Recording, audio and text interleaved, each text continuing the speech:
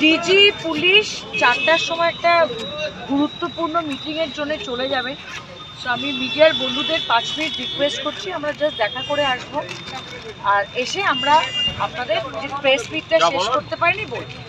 ভাইয়ের নেতৃত্বে আমাদের 6 জনের একটি ডেলিগেশন টিম, তার মধ্যে আমাদের রাজ্যসভার সাংসদ সুস্মিতা দেব ছিলেন, লোকসভার সাংসদ সায়নী ঘোষ, আমি প্রতিমা মণ্ডল এবং প্রাক্তন সাংসদ কুণাল ঘোষ, এবং আমাদের সাথে আছে রাজ্যের মন্ত্রী বীরবাহা হাঁসদা এবং আমাদের ছাত্র যুব নেতা সুদীপ রাহা।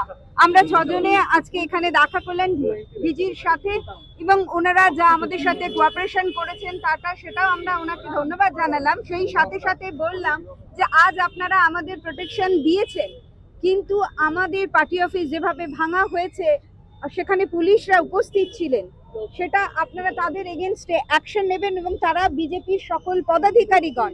শুধু তাই নয়, এর আগেও আমাদের কুণালদার সাথে, সুদীপের সাথে এবং সায়নী ঘোষ এবং আরো আমাদের অনেক যারা এসেছেন এখানে, তাদের উপরেও যে অত্যাচার হয়েছে, বিজেপিরা যে ধরনের আমাদের উপরে হামলা করেছে, তাদের উপরে অভিষেকের কনভয়ের উপরে যেভাবে অ্যাটাক হয়েছে, আমরা সমস্ত কিছু ভিডিও ফুটেজ সমস্ত কিছু দেওয়া সত্ত্বেও তাদের এগেনস্টে কোনো অ্যাকশন নেওয়া হয়নি।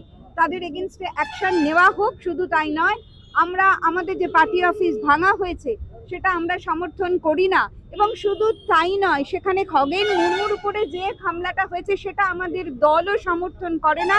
মামাটি মানুষের নেত্রী, মানবিক মুখ, তিনি কিন্তু খগেন মুর্মুর সাথে দেখা করেছেন, তার সুস্থতা কামনা করেছেন, এবং তিনি নিজেও বলেছেন তৃণমূল কংগ্রেস এই ধরনের কাজে কখনোই সমর্থন করে না। তারা ত্রাণ দিতে গিয়েছিলেন বলছেন, কিন্তু তাদের সাথে কোনো ত্রাণ ছিল না, তারা ফটোশুট করতে গিয়েছেন, এলাকার মানুষ বিক্ষোভ দেখিয়েছে, কিন্তু বিক্ষোভের প্রতিফলন এইভাবে হোক সেটা আমরা চাই না। আমরা এটাও ডিজিকে বলেছি যে আজ আমরা আছি, কাল আমরা কিন্তু ফিরে যাব, কিন্তু আমাদের এখানকার যারা তৃণমূল কংগ্রেসের পতাকাটি ধরে আছে, যারা আমাদের তৃণমূল কংগ্রেসকে প্রাণ দিয়ে রক্ষা করে চলেছে, ঘাসের উপরে জোড়া ফুল এই প্রতীক চিহ্নটিকে নিয়ে, তাদের প্রোটেকশন কে দেবে? আমরা চাই আপনারা তাদের প্রোটেকশন দিন। আমাদের কর্মী যারা রয়েছে সমর্থকরা, তারা যাতে আমাদের পার্টিটি করতে পারে, তারা যাতে নির্ভয়ে রাস্তায় আমাদের প্রচার করতে পারে। এটা গণতান্ত্রিক দেশ, প্রত্যেক নাগরিকের অধিকার তাদের মতামত প্রকাশ করা, রাজনৈতিক দলের মতামত প্রকাশ করা। তাহলে তাদের সেই অধিকার দেওয়া হোক, তাদের সুরক্ষিত করা হোক এবং আমাদের পার্টি অফিসকেও সুরক্ষা দেওয়া হোক। এটা আমরা বলেছি এবং উনি সেটা আমাদেরকে নিশ্চিত করেছেন যে আমরা সমস্ত বিষয়টি দেখব। পুরনো যে হামলার ঘটনা আজ নেই বলে আমাদের গোটা টিম, গোটা সরকার, গোটা পুলিশ প্রশাসন নেই। আপনার কি মনে হচ্ছে? আপনি যদি যে দলের কথা বলতে চান, নরেন্দ্র মোদী বেনারস ডুবে আছে, বারাণসী ডুবে আছে, নরেন্দ্র মোদীর লোকসভা কেন্দ্র, নরেন্দ্র মোদীকে দেখেছেন বারাণসী যেতে? যায়নি কেন? যোগীকে দেখেছেন বেনারসে যেতে? যায়নি কেন? জিজ্ঞেস করেছেন? এই অংশটা একটু দেখাবেন। আচ্ছা, লাস্টে কথা হলো ডিজির সঙ্গে কি কথা হলো? ডিজির সঙ্গে কথা হয়েছে। আমরা 3টে পয়েন্ট মেনলি বলেছি। একটা হচ্ছে যে যারা ভাঙচুর করেছে সমস্ত ছবি আসছে অ্যারেস্ট করুন। 2 হচ্ছে পুরনো মামলাগুলো আমাদের উপর হামলার যেগুলো আছে কী অবস্থায় আছে। 3 হচ্ছে আমাদের এখানকার নেতাকর্মীদের সুরক্ষার ব্যবস্থা। আপনারা কি রাজ্যপালের সঙ্গে দেখা করতে টাইম পারছেন? চেয়েছে, যদি তুমি দেন দেখা করবো। আপনারা যেহেতু দলীয় বিধায়কের সম্পর্কে কথা বলছিলেন, পশ্চিমবঙ্গের তৃণমূল নেতৃত্ব সাংবাদিক সম্মেলনে অভিযোগ করেছেন, আপনারা কি রাজ্যের মুখ্যমন্ত্রীকে চিঠি দেবেন যে দলীয় আপনারা দেবেন না? আর একটা আমাদের নেতৃত্ব বলেছেন সেটা হচ্ছে আমরা প্রতিনিধি দল মমতা বন্দ্যোপাধ্যায়, অভিষেক বন্দ্যোপাধ্যায় পাঠিয়েছেন।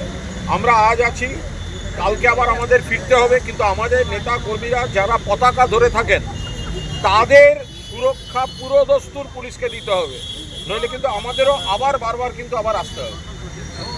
আমরা প্রতিনিধি দল চলে যাওয়ার পরও আমাদের এখানকার যে কর্মী নেতারা আছেন তাদেরকেও সুরক্ষিত রাখতে হবে। এবং 3, যে এর আগেও যে আমাদের নেতা নেত্রীদের উপর অভিষেকের কনভয় থেকে শুরু করে সায়নী থেকে সুদীপ থেকে যাদের উপর হামলা হয়েছে, আক্রমণ হয়েছে, ত্রিপুরাবাসী, আগরতলাবাসী অনেক জায়গায় অনেকে এই আক্রমণের শিকার। সেই মামলাগুলো, সেই তদন্তগুলো কি হলো? যারা হামলা করলো প্রকাশ্যে দেখা গেল, সেগুলো তো তাদের ব্যবস্থা কি হয়েছে সেগুলো তো জানতে হবে।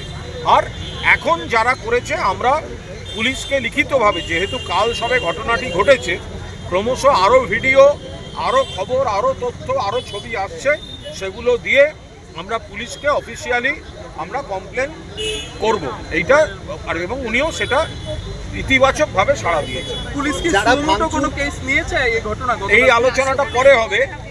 আলোচনাটা পরে হবে, কারণ ওনাদের সঙ্গে আমাদের এই পয়েন্টটা আলোচনা হয়েছে। সুমোটো হবে না আমরা এফআইআর করব, ফলে সেটা আইনের বিষয়, সেটা আমরা আমরা সিদ্ধান্ত নেব। এবার ওনারা যদি করেন তো করবেন, এবার আমরা আমাদের তরফ থেকে করব। এখনো পর্যন্ত গ্রেফতার নেই তো? আমাদের কাছে খবর নেই। আমাদের বক্তব্য বিজেপির পতাকাবাহী দলীয় পদাধিকারী যারা এমএলএ, যারা সব মানে ফেসবুকে ঘোষিতভাবে দেখা যাচ্ছে কারা এসবে ছিল, তো তাদের বিরুদ্ধে তো ব্যবস্থা নিতে হবে।